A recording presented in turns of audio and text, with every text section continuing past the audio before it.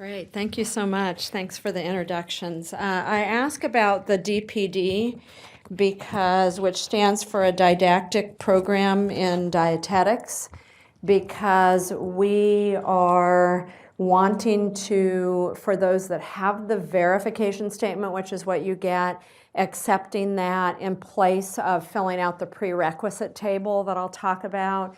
But you're fine. You likely will meet the prerequisites, and I'll get to the prerequisites in a minute. So let me start from the top and tell you a little bit about the program. This is our mission, and we are looking at healthy aging and longevity is our focus.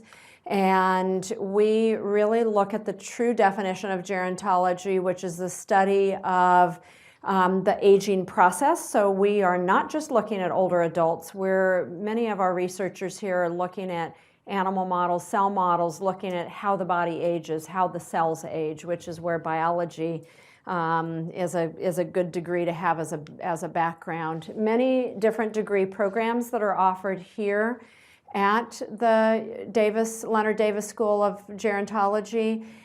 We have had individuals that have completed a DPD program that have applied for this program, have not gotten into this program, but have actually then applied for the Master's of Science degree in gerontology, and then once the degree was finished, looked at applying for an internship, which gives those that did an undergraduate degree like Cal State Chico and Cal State LA, maybe they've changed it, gives you more options in terms of what you can do with the degree. So many programs that are offered here. I mentioned the different routes to becoming a dietitian. The traditional route, which is the route that I did, and Jeannie also went the traditional route, was to complete a didactic program in dietetics and receive the verification statement. I then did a dietetic internship for a year, and it was a few years later that I went back for a master's degree. There are more students that go that route. For those of you, as you did introductions, that have a degree in another field, the coordinated program route is a better route for you towards becoming a dietitian than going post-baccalaureate to a university that offers a DPD program. And the main reason I say that is many of the programs that have the traditional DPD program, they plan their curriculum over a 4-year period. So if you're post-bac and you're going back to school to meet the requirements to get the verification statement, the DPD, the way they have their courses laid out, it could take you 3 years just to get through their plan. What we've put together as part of this coordinated program, if you really have the ability to do all of your prereqs in a year, it is doable. Communications, you told me? Yes. So for you, I'm going to just pick on you. I doubt that you've taken much in the sciences as part of your communications degree, so you have a lot of sciences to take. We have one of our students that we're very proud of, Elliot, who she had a degree in communications and was working a number of years in the communications field. She decided she wanted to get a degree in nutrition. She was in the state of New York, and she got it all done in a year. And she was at 3 different colleges all at the same time doing prereqs. And so the beauty of the coordinated program is, as long as you are attending an accredited university or college, could be a community college, we will accept those prereqs that you are completing, and they don't have to be at the same place. You have a lot of transcripts you'll need to get to us, but she was able to put everything together and be done in a year. She applied, and in fact, her last prereq she took, she finished the day before she flew to California, and I think she had a week before the program started.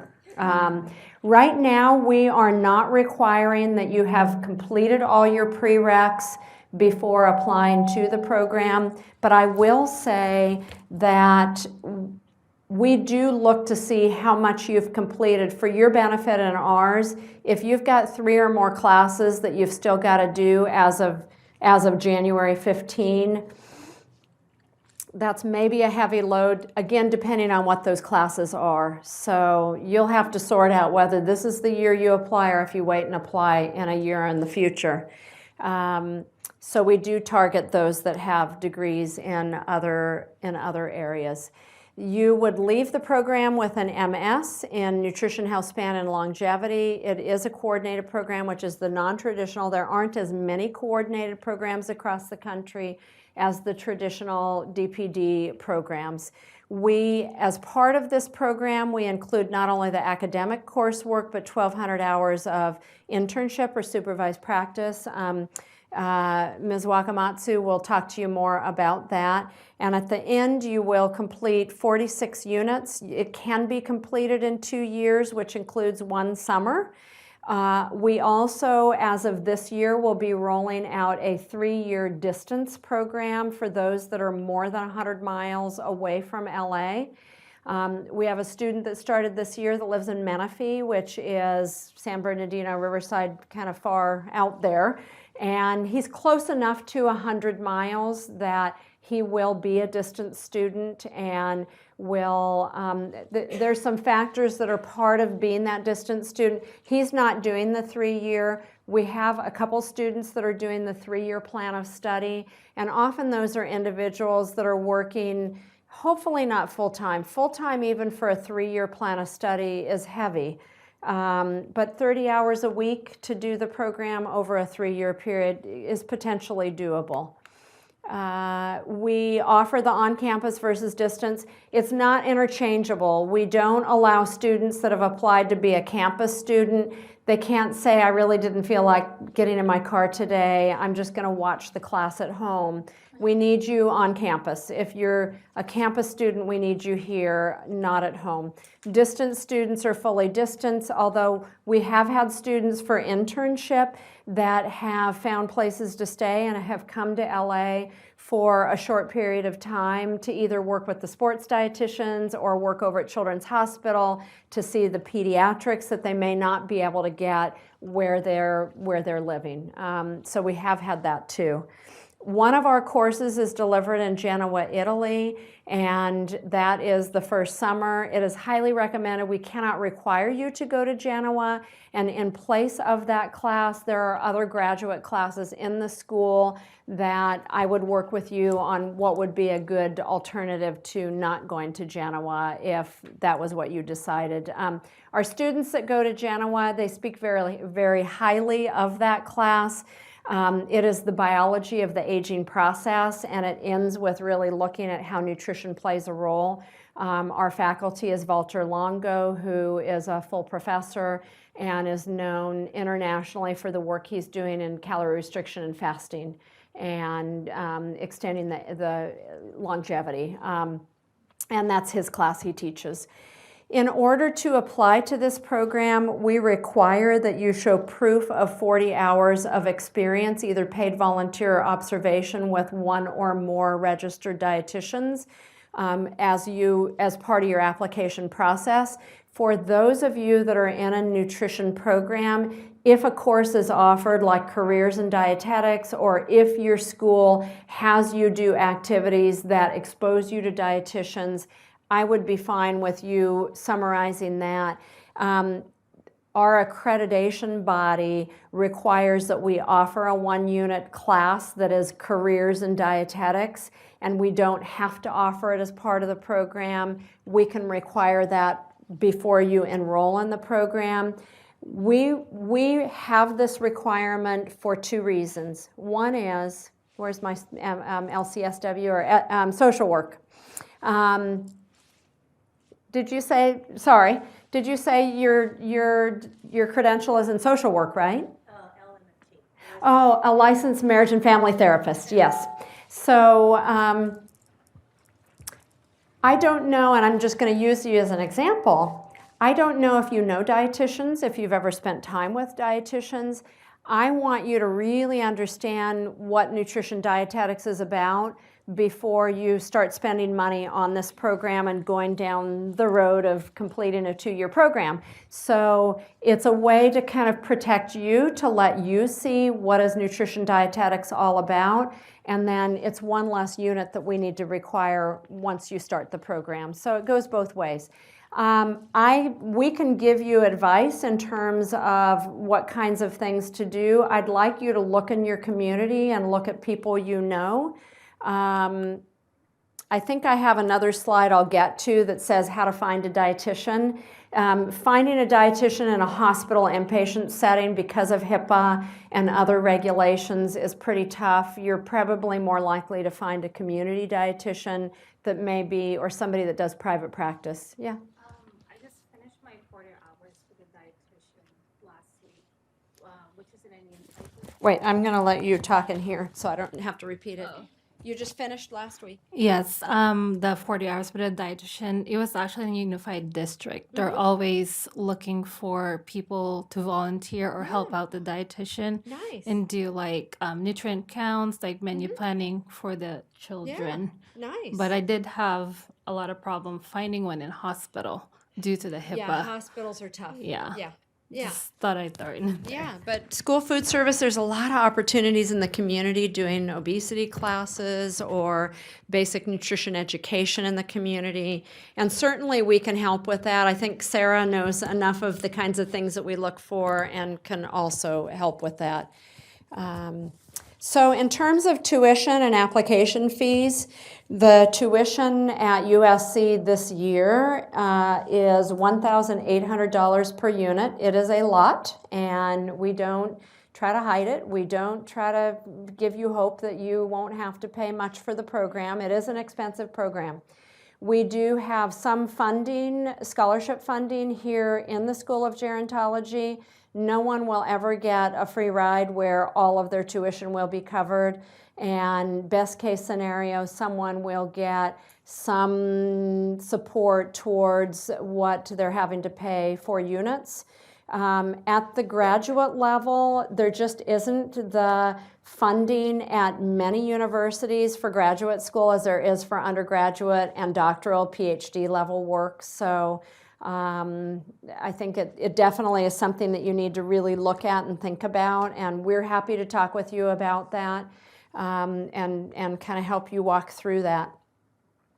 You must apply to either distance or on campus. One of the things I will say, if any of you are only here temporarily and the option is there for you to do distance and you would be open to doing campus or distance, I would check the box for both on your application.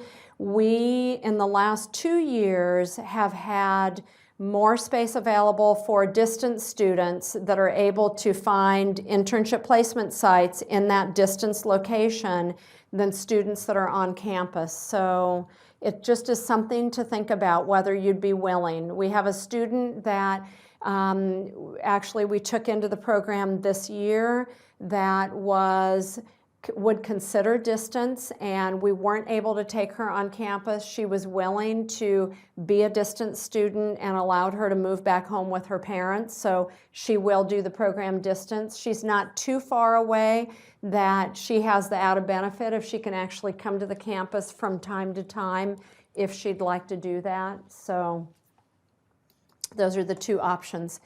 Our competencies that we have to abide by are defined by the Accreditation Council, or ASCEND, and they are the same competencies that are used in these didactic programs in dietetics as well as dietetic internships and the coordinated programs. And we truly in this program, as they say in K-12 school, we teach to the test. Everything is designed to make sure that we're meeting the competencies and ultimately preparing you to take the registration exam to become a dietitian. So we're very clear on what those competencies are. The material that's on our website that we've got here today lists out all of those competencies, and you can see those on the handout. They're pages 7 to 10 in our program description.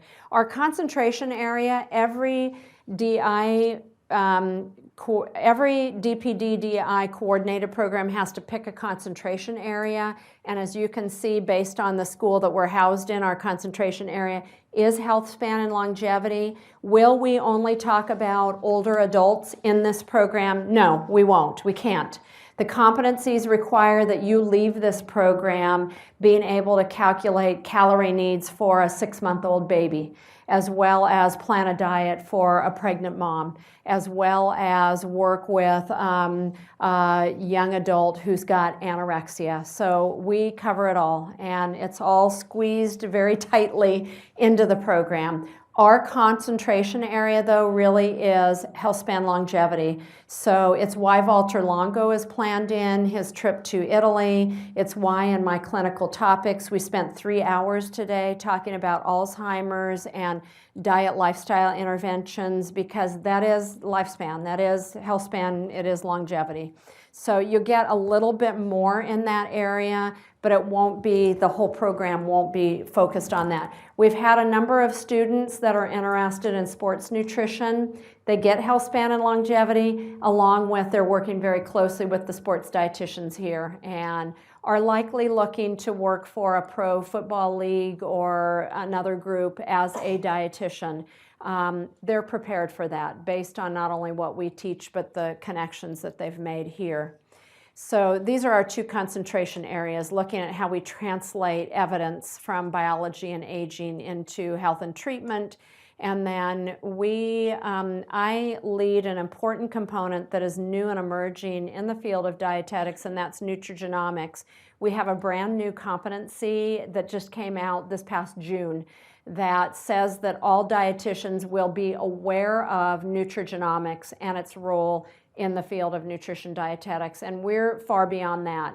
Students are actually spitting in a tube, looking at their own genetic information, figuring out what are their risks, what are single nucleotide polymorphisms that they carry, and talking about how do you then translate that into diet intervention and prevention. So we've got that built into the clinical topics class, and we look at that very closely. We were granted candidacy for accreditation in 2014. We have to tell you that we are a candidate for accreditation. We cannot say that we are accredited. However, for students that have graduated from our program, they are allowed to tell people they have graduated from an accredited program. And it's only because we're a new program. They need to see that we're doing a good job before they give us full accreditation. And that's the end of this month is our accreditation review that we will be going through. 15 students, 8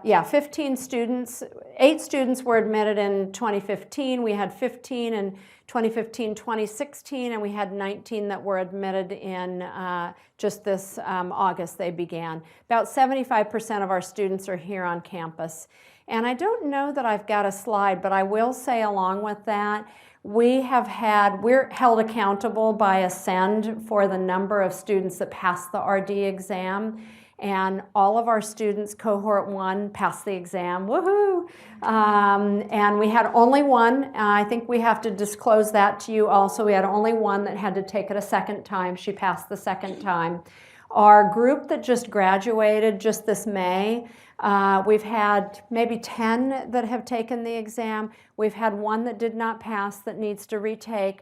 The other 9 passed, first time taking the exam. So that's reassuring. It means that we're teaching what we need to teach and that the students are ready and prepared to take the exam. And we're meeting the requirements from Ascend at this point for the pass rate for our exams. All right.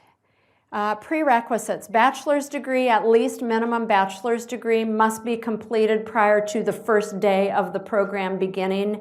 So if you're taking something even in the summer semester, as long as it ends before USC's fall schedule starts, you're good. With the science courses that are listed as a prerequisite, you know, it's hit or miss whether there's a lab that's offered with these classes. So it's mind-boggling for us to try to be so specific to say, well, yours didn't have a lab, you need to go find another university. Yours had a lab, you're fine. Because all of you are going to different universities, to different programs.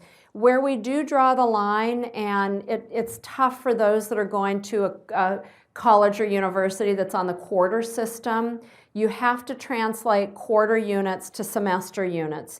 And when we say 3 to 4 units semester, it really needs to be that. So if you took an introductory chemistry class and it was on a quarter system, you took 1 quarter and it was 4 units, it is not going to transfer to what we are requiring. So you're probably going to have to do 1 more quarter of chemistry. So that you have to look at really closely, kind of that transition. You can take classes that are based on the quarter, but make sure that it's enough units that are going to transfer over. Let me think of what else I wanted to say. For general psychology or sociology, algebra, a math course, public speaking, introductory food science, human nutrition, all of those are required. We've identified in our paperwork what we are seeking in terms of number of units. Sarah and I work really closely together, looking at what students send in and say, will this count? How about this course? For whatever reason, the introductory food science has just been the most challenging. And let me just say that for food science, we are looking at the science of food. What happens when you fry an egg? It solidifies, right? What is that chemical process? So we really truly are looking at science. It's not a cooking class. If you're thinking, can I take a cooking class where I'm learning how to use knives, I'm learning, temperatures, that could be part of it, but you still need to understand the science behind foods. What's a burning point for oils? Food safety certainly is part of it. And different universities have different names for these courses, but the understanding that it's about science, I think, helps. And it should have a lab. I've not seen any food science classes that don't have a lab, because you've got to be able to see what happens when you're doing different things with these different food ingredients. Prereqs cannot be more than 10 years old at the time of your application. The exception that we've got is general psychology and math. And at this point, I think we are asking, was it the communication, Sarah, that we were asking for the 10 years also? Yes, but we're hoping to ask when we have our review if we can add to the 10-year, not requiring that it be more recent than 10 years, for communications and speech, along with psychology, sociology, or math. And the main reason for not including any of the sciences in that is that science changes so quickly, same with nutrition, that we need you to be much more up to speed and ready to go once you start the program. We have a template. Sorry, I know it's teeny tiny. This is a download. It's an Excel file that's on our website. And this is for you and for us to really look at, have you completed these prereqs? Where did you take those courses? When did you complete it? What was the course number, the title? Was it semester or quarter? And then how many units? And so if it was quarter, put the quarter units. Don't convert it for us. We'll do the converting. So if you took a course, a food science course, and it was 6 quarter units, you'd put 6 units in the far column, and you'd put quarter in the column next to it. There's room for other. If you took classes beyond what's listed here, you can add those under the other, but just as they support the courses that we're requiring. We don't require that you put every course you've ever taken, just as they relate to these topic areas. I think we talked about this, the 40 hours with an RD. We don't limit it to 40 hours. We have out on the table, I don't know if any of you picked up the brochure for becoming a member of the Academy of Nutrition and Dietetics. Can I just hold up this and let me tell you what this is? So one of the really cool things, because you just came today and you're thinking about this program, You don't even need to be enrolled in prereqs right now. You're going to join as a student member, and it's, what did I put here? Somewhere I put, it's $58 to join as a student member. Very inexpensive. What it will get you access to the journal. It will get you to be a student member. You will get correspondence from the Academy. It then also makes you eligible, if you're here in California, you automatically are a member of the California Academy of Nutrition and Dietetics.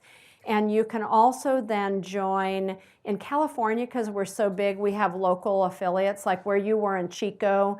There's an affiliate that's up in that area. Who was in Ventura? Somebody said they were in Ventura. Oh, okay. Maybe I was thinking of that too. So there's local affiliates of the California Academy. You have to pay and become a member, but they're 10, 15, 20, for a whole year. They're very reasonable. So I'm going to assume you're here in LA. Join the Academy. You're automatically a member of California. Look up Los Angeles Dietetic Association. Join LAD. And they will put you on their mail list. They have meetings once a month. You're always welcome to go to their meetings. They also are always looking for volunteers for health fairs, for community programs, they have social events they do. And LAD, and I would speak even for some of the other local affiliates, they're a pretty young group, and a lot of them are recent graduates, a lot of students that are in DPD programs, DIs, and it's a nice way to meet people, to mingle and talk with other people about what are some opportunities. Just go up to someone and say, hi, my name's Carrie. I am wanting to apply to this program, and I was listening to you talk, and I'd love to maybe meet with you over coffee sometime. I'm happy for you to count those as part of your 40 hours because you're learning about careers in dietetics. So just keep a log of what you're doing. In order for us to be on the up and up, I need somebody to sign your log for 40 hours. So if you think you're going to do lots of little individuals, the person you meet with is not going to think it's odd. Just say, could you mind just signing this that I met with you today? Put their name down so that you kind of have that record. So lots of different opportunities that you can pursue. Question. Yeah. Mm-hmm. So for the 40 hours log, do you have an official log for us to do the work? For the 40 hours log, do we have an official template or form? Yeah. I really don't, because each of you are going to have a different setting. We look at that when we review your application. And more so what I'm looking for, I don't need a laundry list. I know what dietitians do in different settings. You don't need to tell me, you don't need to tell the review group what are all the things that they do. What I'm more interested in is, what did you take away from that experience? Did you take away, I never knew that community dietitians did group education and how rewarding it is. And with my interest in communications, I can really see myself in this area. I was able to help out with a 6-year-old group where we were talking about reading the food label. That's enough. We really don't need more than that. I don't need your diary. Need you to tell me what you did at 8 and what you did at 10. But just a reflection of who did you meet with, where's their area of practice, and what was some things that you took away from that experience. Because this is what you do if I was teaching a 1-unit careers in dietetics class. In the website, there's a section that states like less than 1,000 words. Would that be like another section for us to do like an essay, or are you talking about your personal letter? Is that your personal letter? Is that what you're talking about? No, It's for the 40 hours. I always put 1,000. What did you say? 1,000 words? Yeah. 1,000 words is a lot of words. I always am trying to limit words because you guys don't want to write more than 1,000 words. We really don't want to have to read more than 1,000 words. So being succinct is important, and no one's going to count the words to say, oh my gosh, she had 1,250 words. Yeah. Okay. So I'm going to give you just some little snapshots of student activities because I think it's important for you to understand our program and where our students are and where they've been. We were really fortunate in 2015 to participate in the International Special Olympics Games. They were here at USC and also at UCLA. And this is Evelyn Creighton, who was then the president of the Academy of Nutrition and Dietetics. There I am in my shorts, the little one. And this was our cohort 1. I told you we had 8, and I think almost everyone is there. And they had such a fantastic time doing health promotion was what we did. We talked with all of the athletes. Many of these students speak other languages. We have one that speaks German. We have one that speaks Chinese, another that speaks Korean, another that speaks Hebrew. And they were all talking their second language, or some of them their first language, with the athletes that came through in health promotion, which was so cool to see them be able to do that.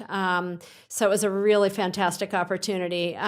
The second is 2 of our recent graduates, Rosa and Adrian. They both had posters that they presented their capstone project and research. It wasn't their data, it was someone else's data that we used and looked at the California Academy Annual Conference. And that's a picture of them. We had 2 posters behind them, and we had a couple other posters. We had quite a few posters. And in fact, someone there said, there's a lot of posters from USC. We had quite a few, which was really great. The last is a local program called LA Kitchen, and we went and spent half a day with LA Kitchen just to better understand what that program does in the community. And these are 2 of our students with the lovely hairnets on, helping to prepare meals that they were fixing at LA Kitchen. Oh, sorry, I need to move this slide back. So here's how do you find an RD?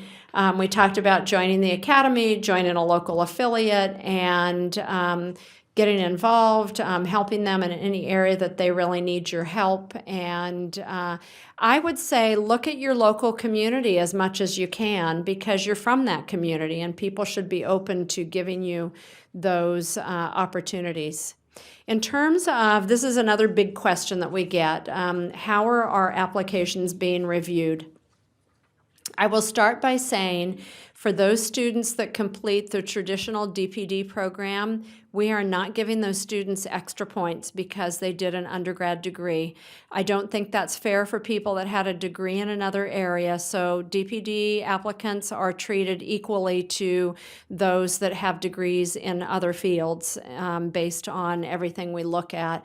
We definitely look at academic potential, and we require that you have a GPA higher than 3.0 in your undergraduate study. And we also look at your professional potential as related in your personal statement that you will upload. And we also look at your references. So let me just say a word about references. Picking somebody to write a reference for you, it's critical, whether you're applying to this program or any program you apply to. Do not pick somebody that you only knew for one class, one semester. What do they know about you? They know you only from that class. They can say, she always sat in the front of the room and she was always looked like she was engaged in the presentation and she asked a lot of questions. It doesn't tell me, as the person looking at your application, doesn't tell me a lot about you. It tells me you're a good student, which I like that, but your good references are people that have known you for a little bit of time and can go a little bit deeper with what are your strengths? What did they learn from having known you? What was it that they saw in you in terms of your potential for being successful in this program? So think carefully about who you ask to be your reference. And I think the committee would like to see a reference that's academic. I know for some of you that are going back to school, some of you second career, it's hard to find somebody if you're at 5 different colleges taking, biology, chemistry. Do your best if you're not too far from when you finished your bachelor's or your master's degree to get a letter from there. I have had a few students who have said, it's been, 8 years since I finished my degree. I really don't have anyone that I've kept in touch with. And we have had 2 letters that are not academic. And we would consider that if academics, you've been out for a few years and that's really tough for you. I would like to see a work or volunteer work, someone that knows you beyond academics, and vice versa for those of you that are students right now. And if you were to apply to this program right after finishing your bachelor's degree, your stronger letters may be faculty that you've worked with. You may not have a strong letter related to a job or, somewhere that you've been working or volunteering. Letters from places that you volunteered, those can be really great letters too, but it's individual for each of you to think about what letter is going to shed you in a really good light and give us a little bit more than she was in my class, she asked questions, she got a good grade. To me, it doesn't give us a lot. So we ask you to also include a resume. Your statement of interest, again, should not be real wordy. And if you revise your statement of interest 10 times and you have 5 people look at it, I don't think that that's unusual. In fact, no one should ever sit down and write their letter and be done. Because your personal letter, start it now, and every few weeks look at it again and fine-tune it and think, I don't really want to say that. I think I'd rather say this. It takes some time to write a really good letter, to really be succinct and think about what it is that you want to say. Let's see. We will, USC uses an electronic application process, so those that you ask to provide a reference you'll give us their email, or you'll give USC their email address, and they will be sent a link to it's actually a form that has columns like a Likert scale, that has different questions related to how they know you and what they've observed of kind of your work behavior and things like that. And then there is room that they can then also upload a letter in addition to the cover sheet that they will get. So the 40 hours, there will be a place that you can upload that. If your GPA is right around 3.0 and you're feeling like your GRE really helps us to better understand you and your abilities, the GRE can be submitted, but we do not require it. It is not required. Unless your GPA is hovering around the 3.0 level, then I would say your GRE needs to be submitted, and below 3.0, it's required. So our average GPA of students that we accepted this year was probably 3.5, 3.6. Did we have students that were down around 3.0, hovering 3.1? We did. Did we have students that were like at 4.0? And you think, how could somebody have a 4.0 with a bachelor's degree? We did. So just to say that we're not just looking at GPA. That isn't our only criteria. It is one piece. So we do schedule interviews depending on how many people apply and how much we can accommodate interviewing most people. Either we do here at USC. We had a lot of Skype interviews that we did this last year for our distance students. Yeah, question. How many students applied last year? We had close to 50, 46, 48. And we always have students that don't realize the prerequisites, don't realize the 40 hours. They think, I think I'll apply to get a degree in nutrition. So we do have people apply that are not even considered because they have not met the prerequisite requirements. We probably had 20, I want to say, I'm just guessing, we probably had 28 people that we considered. We always set up a wait list. I would tell all of you in this room, don't just apply here. I don't know what's going to happen. I can't predict how many people will apply.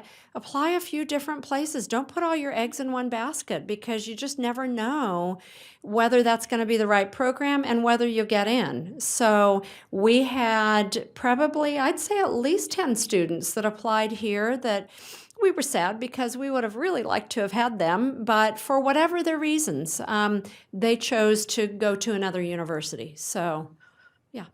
I also had a question. For GPA, for the GPA, is that referring to just science classes or a cumulative GPA? That's a good question. So GPA, that's 3.0 overall.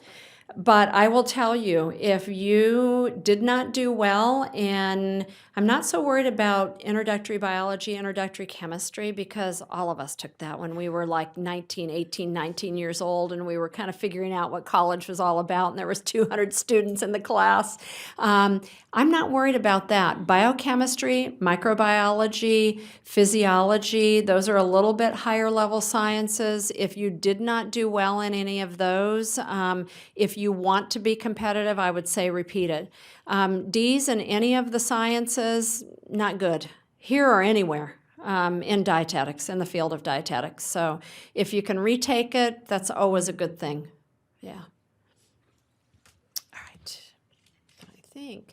Graduation requirements, completion of 46 units, 28 of the units are courses, 12 units are supervised practice or internship, and 6 units are research. So our research, we have built into this program what we're calling a capstone project, which is your summative experience, and we are requiring that each student have a project or a topic area that they are either publishing or presenting on, and that their work is peer reviewed. And even students here say, can you give me more information?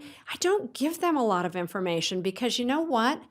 For somebody who is here and thinking they're going to go on to doctoral work, I want them to do more, and I will push them to do more. For somebody that sees this degree as their final degree before becoming a registered dietitian and working in practice, I want them to at least have published something, and their topic may not be as rigorous as someone that is maybe thinking down the road on the PhD route. We have regularly students, in fact, Yasmin this morning told me that she has a second publication that she submitted. This is one of our cohort 3 students. Her first publication was in the Academy of Nutrition and Dietetics practice group, oncology nutrition. Her interest is cancer. Was it in oncology, the one on PCOS? I was thinking it was oncology. She had an article that no, it was vegetarian nutrition. She's a member of the vegetarian nutrition practice group, and she wrote a research kind of background information article on polycystic ovarian syndrome and the vegan diet, and whether there was a benefit to being on a vegan diet with that medical condition. And her other one that she's working on that she's more excited about is looking at nutrition and cancer. You saw the picture of the 2 students that presented a poster at California Academy, and we had a number of students that was their capstone. We have had a couple of students that have published in a peer-reviewed journal. It's not required, but your work has to be peer-reviewed. Lots of opportunities in your classes to really go deeper into a subject. And ultimately what happens is students figure out where their interest is, and they're doing papers in their classes on that topic anyway, so they're just having to add to it and figure out where would be a good place to either present or publish that work. So I don't want it to be scary. It really isn't scary. It's pretty exciting.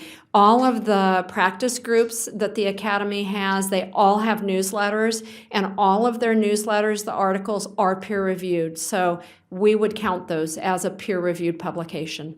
And you've got 2 years to work on it, so it's not something that you do at the very, very end. All right, here's more student activities.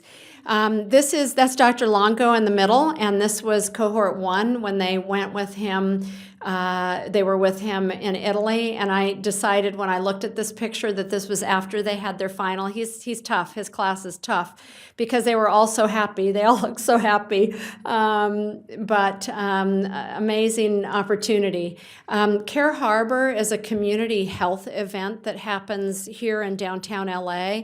And this program, we are committed to staffing this event. The individuals that come to this event do not have health insurance, and they're coming for dental, vision, medical. We will see the individuals that have either super high blood pressure and haven't even been diagnosed as hypertensive, or we've seen people with diabetes because they check blood sugars there that have blood sugars that are like 400, 600, which is like crazy high.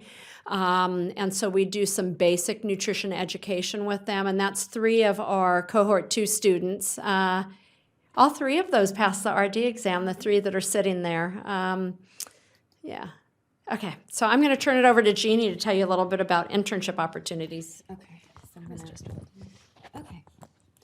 so hello everyone, my name is Jeannie, and I'm in charge of the supervised practice. So you guys know it as dietetic internship, we call it supervised practice here.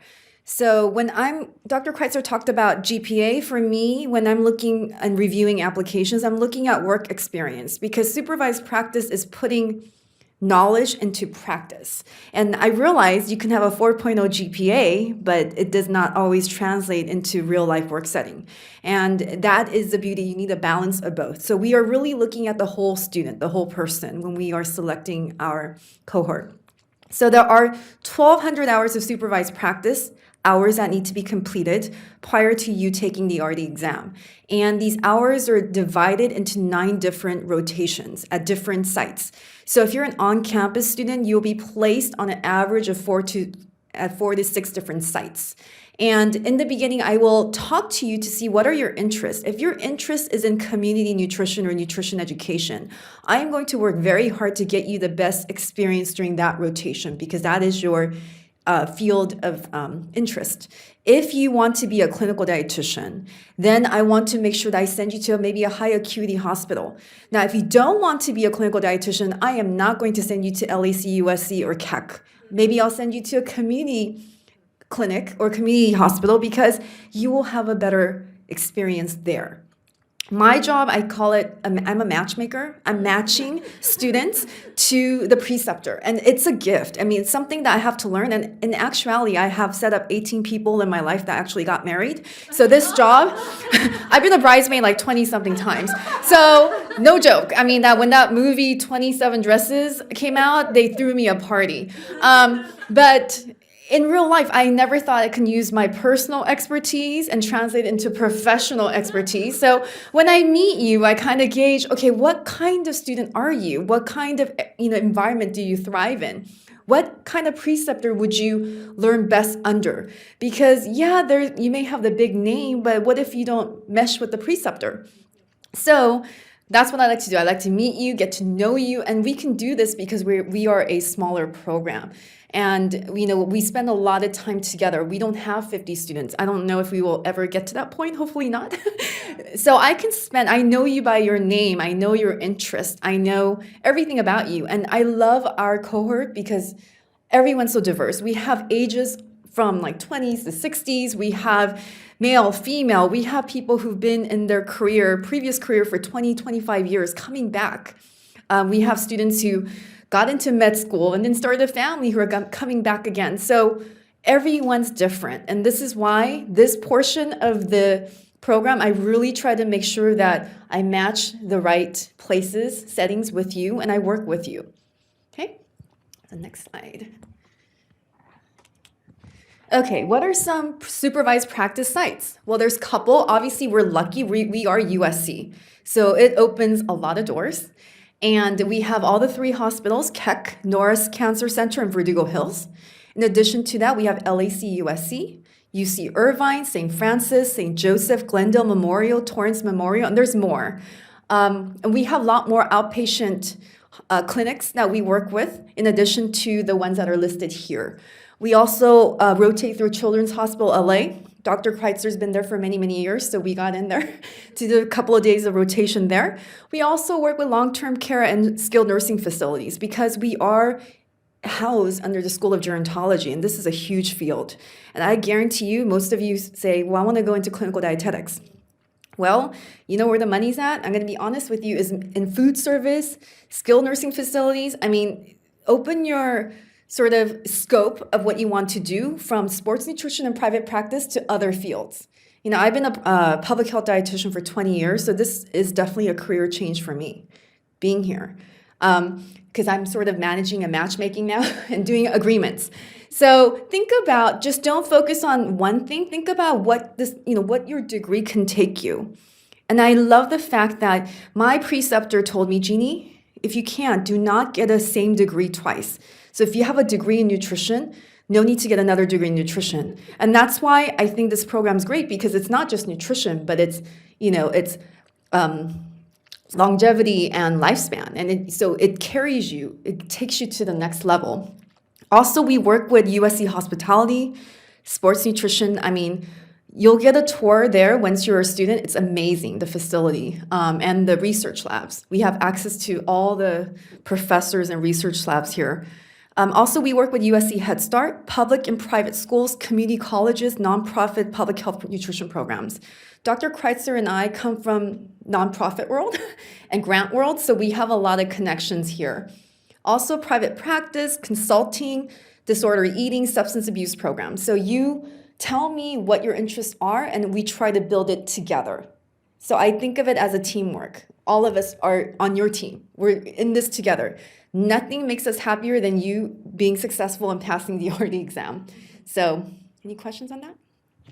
Can you mention for distance students about distance requirements? Sure. So many students opt to becoming a distance student for various reasons. Maybe you have a job, maybe you have a family, maybe you want to pace the rotation within your time frame. That is fine. The only drawback maybe is that you need to secure your own rotations. I will help you do all the agreements. You do not have to worry about the legal aspect.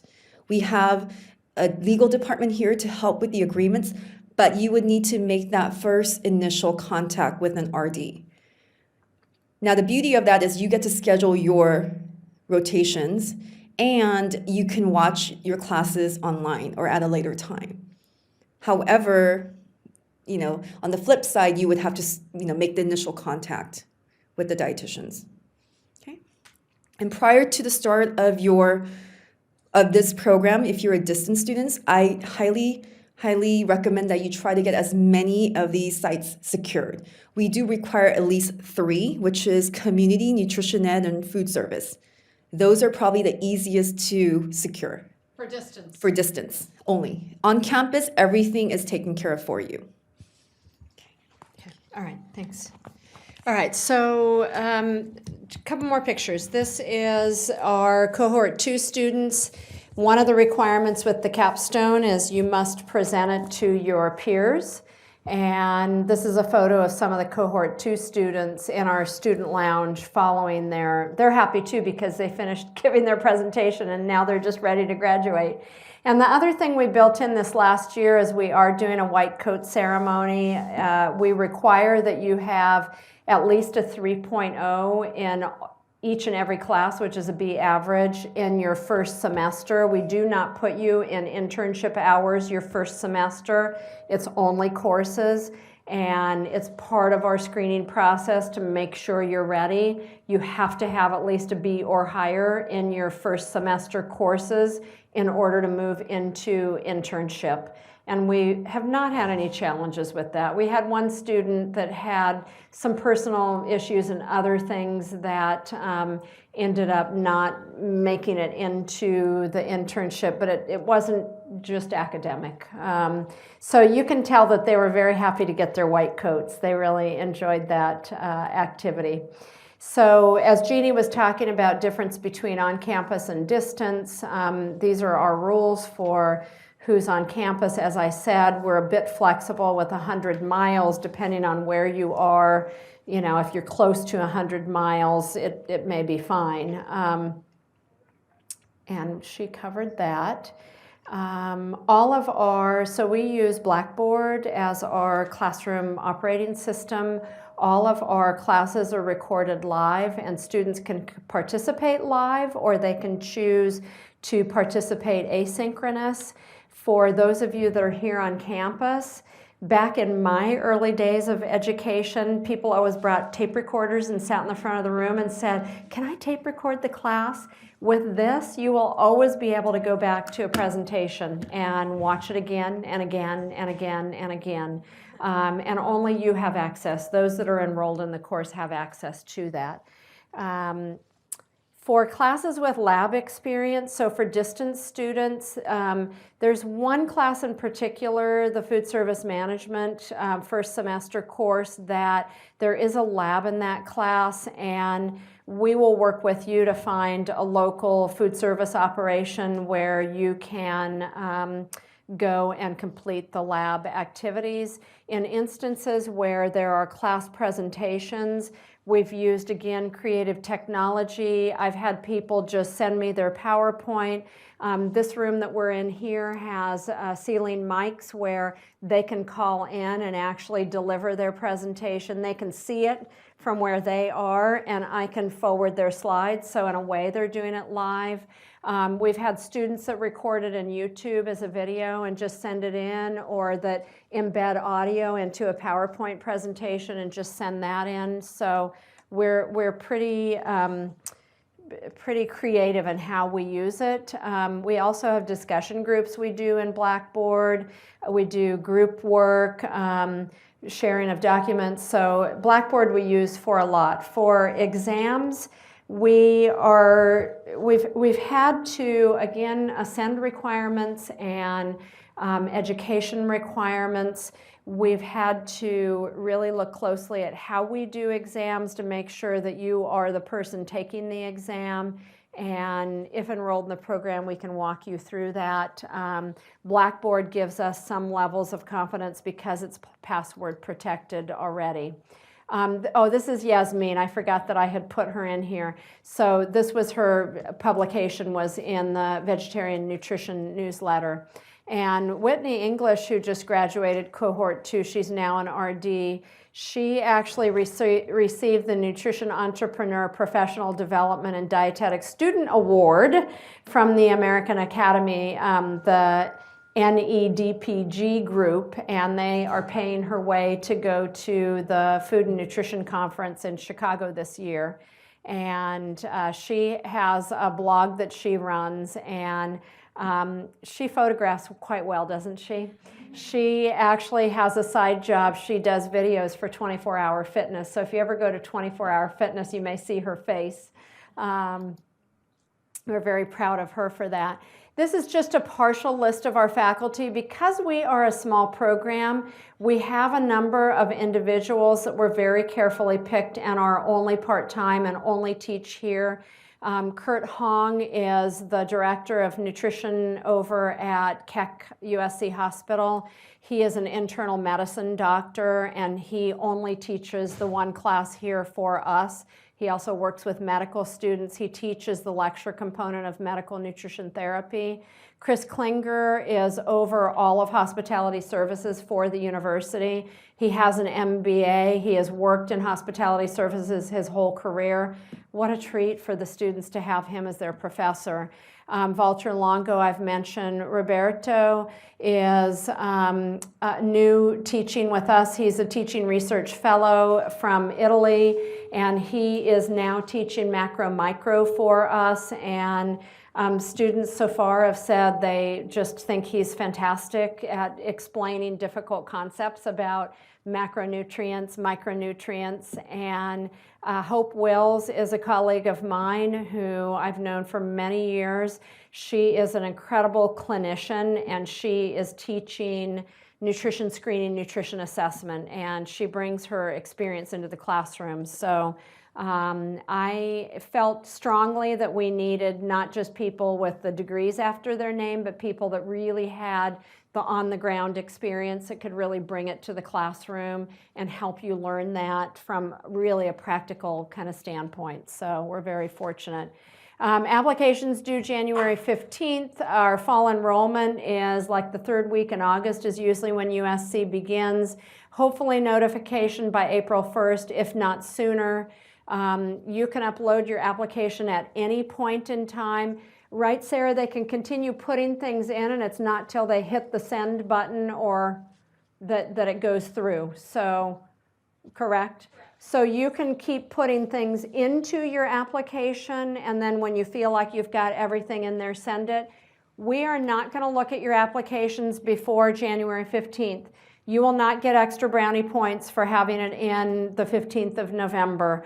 In fairness to all, January 15th is the deadline, and we don't look at anything until after January 15th. So we review all applications together. And Jim DeVera is here in our school, and all transcripts go to him. There is a graduates college or graduate office here at USC. It's a big university, and we've had challenges with transcripts getting to us. So any transcripts that you're sending, make sure that those go attention Jim DeVera, and he will make sure that they get added to your application, that they get to the right place. Much less chance of transcripts getting lost if it's going to a person versus the university graduate school. So you've got that. We will be posting this PowerPoint. Will you send it out to those that were here, Sarah? Yes. Yeah. You'll get a copy of this PowerPoint, and it will also be posted along with today's video on our website, so don't feel like you have to write everything down.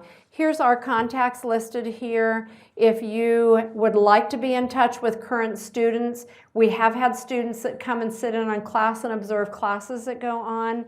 I'm always happy to help coordinate that with you. Always happy to have you come and see the great classes that we've got and what our rooms look like, and kind of get a feel for the program. So let us know if we can help with that. And then I think I'll end with just any questions. Anything we didn't cover? And I'm going to give you the mic. It's just regarding applications, so you only accept fall applications and not spring? Yeah, for right now, we're not a big enough program that, and in fact, even with courses, most of our courses we offer once a year. There really are no electives in this program, and I'll tell you a really short version of a longer story. When I was brought on board to put this program together, there was nothing here. And it was the dean, who is an endocrinologist by training, an MD. It was really his vision to have a nutrition program. And my first run through with putting the program together, it was 56 units, which if you multiply the math, the cost was off the map. And I thought, no one is going to apply, no one's going to come. So the bottom line is we have literally condensed into the courses that we offer every single competency that we need to meet. And there may be other programs that take a little bit longer, that have a few more units, and that's fine too. I was really trying to keep the cost down. So we really are a 32-unit master's degree plus, or 34 units plus 12 units for the internship hours. And even those 12 units for internship were negotiated to keep those down. There are other programs that want you to pay for 16 or 18 units for 1,200 hours of internships. So there just isn't, if you choose to take another course while you're here, that's fine. You can always take more courses, but we tried to keep it really to a minimum in terms of the number of units, because that equates to the cost. So, Did you have questions?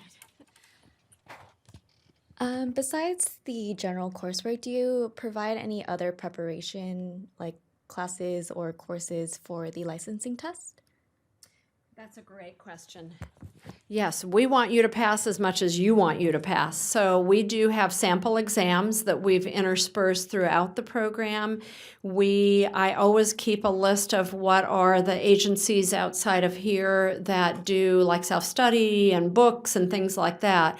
And so yes, we've done a lot of that. I've purchased for students a practice exam from the academy, so they've got one that we're giving them. So there are a lot of resources. I think the ones that did well, Cal State Upstate LA hosts organization, Enman, that does, I think it's 2 days. Isn't it 2 days, the Enman? That does a 2-day prep for the exam, and they say that everybody that goes through their 2-day course passes the exam.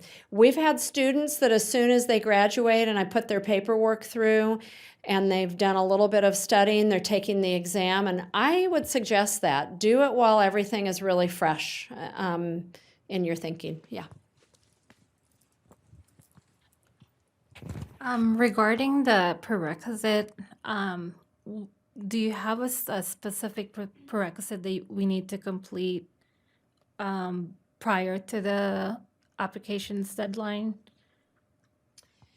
Well, no, not really. I think what I said earlier is we have had students that have had 3 or 4 prerequisites as of January 15th that they still have to finish. And we would consider that individual, but we reserve the right to see your transcript and see that you got a passing grade. And it's a little riskier for us to take someone that has way too much still left to complete.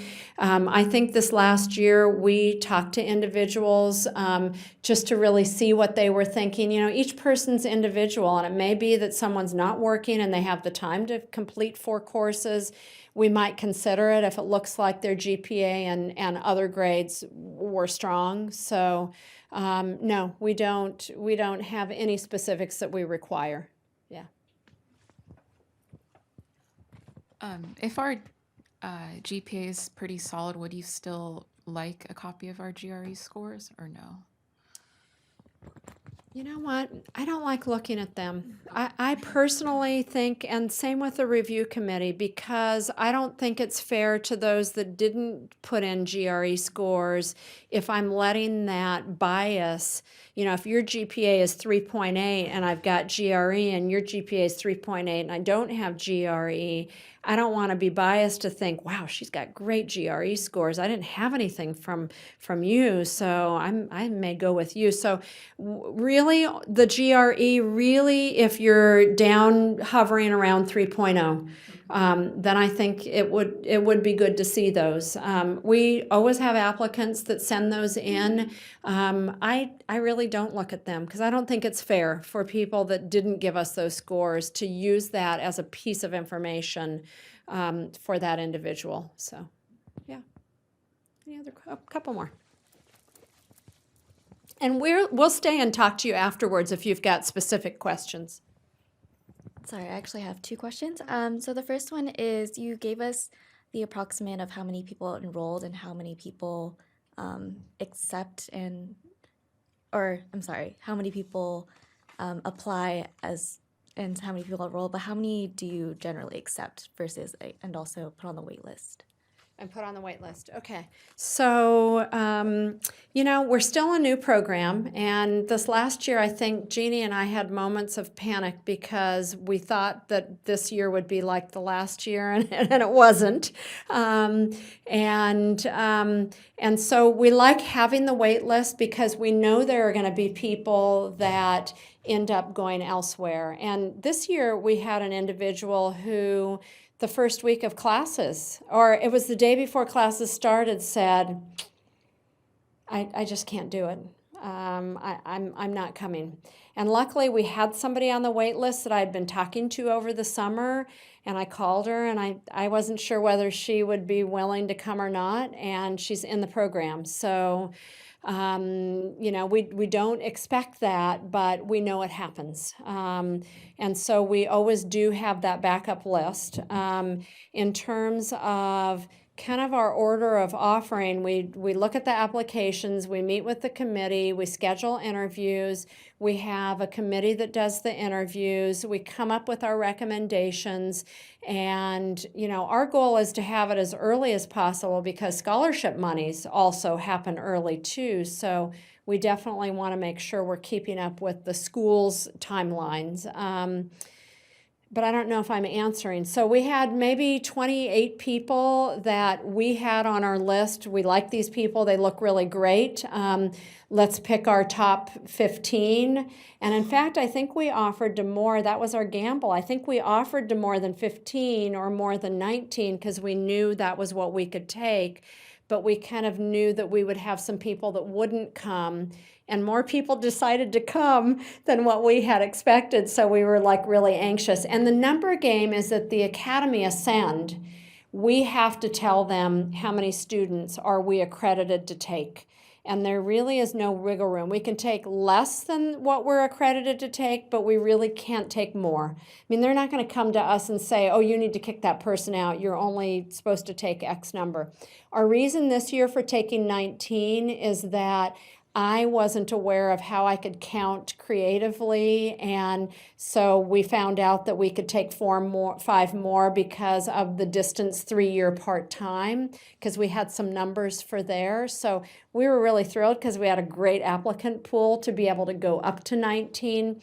Our hope is over time to increase our numbers, and it's one step at a time. So.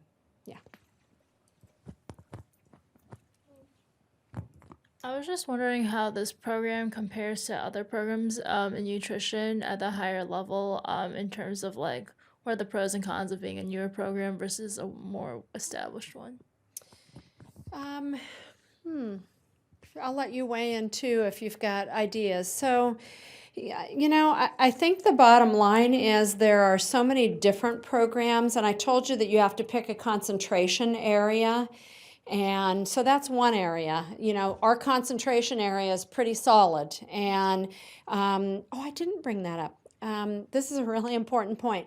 I usually try to remember to say, we are heavy biology. We are heavy science. We love science. Our faculty love science. The macronutrients class right now, they're learning about how carbohydrates, proteins, and fats are digested, the metabolic cycles, what happens, what are the coenzymes, and a lot of science behind this program. That isn't for everybody. And not all DPD coordinated programs are heavy science. We're here at USC, which we have a lot of research, a lot of science that goes on. So for someone that they don't get excited about science, I don't know that this is the best program. And I like to be honest about that because I want you to be at the site that's best for you based on what you want to do for your future.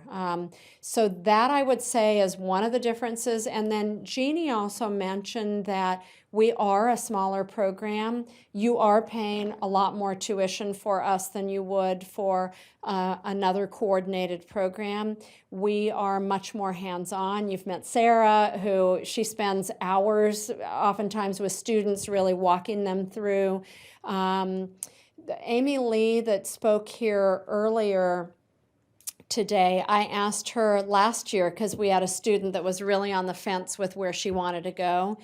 And I said, I don't ever try to convince you to come to this program. I'll help you make those decisions and weigh the pros and cons, but ultimately you need to be where's the best place for you. And I asked Amy Lee, I said, what do you think I should tell this individual? And she said, you know what? I got so much out of USC. I pursued every little thing you would say in class that we could look at. I went out and pursued it. I met Dr. Longo. I went and spent time in his lab. I went to Italy and made connections there. I got involved with one of the researchers over on Health Sciences campus, Michael Gorin, who's looking at high fructose corn syrup and soda. I went and got in touch with the speaker that you brought in last week that's working in the area of maternal nutrition, and I talked to her more about her job and what she's doing. We can do that because we're a small program, and you can tell from Jeannie and I, we love USC. We love being part of this program. We like being able to get to know you, to be able to really help you make those connections. So I guess that's what I would say, how we may be different. concentration area, area of emphasis, as well as big versus small. And internship is a big piece. I've had a lot of people that's the main thing they want to know is, where are you going to send me for my internship? I really want to be here. I want to be there. Can I go there?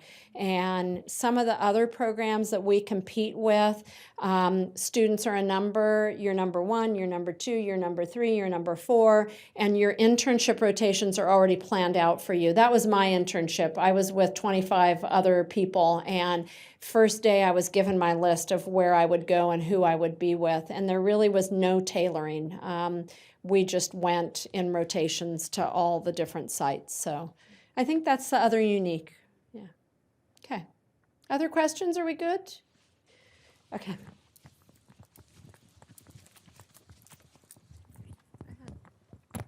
So my first question was, for the distance students, would they ever be able to sit in on a class? Like, they would? Okay, great. Was that your first? Yes. So let me just answer that. So we, as I said earlier, we've had distance students. We had a student this summer that Jeannie actually, she's from Minnesota, and Jeannie actually, she was having a hard time with clinical. Jeannie had an opening down in Orange County at a hospital, and she was able to figure out housing. So she just finished over the summer her clinical rotation down in Orange County. And we have had students that, for whatever their reasons, some of our distance students have come when we do the orientation for internship for supervised practice, have come out for a few days to do that. Yeah, we're happy to have distance students come at any point that they want to come and be involved. Yeah.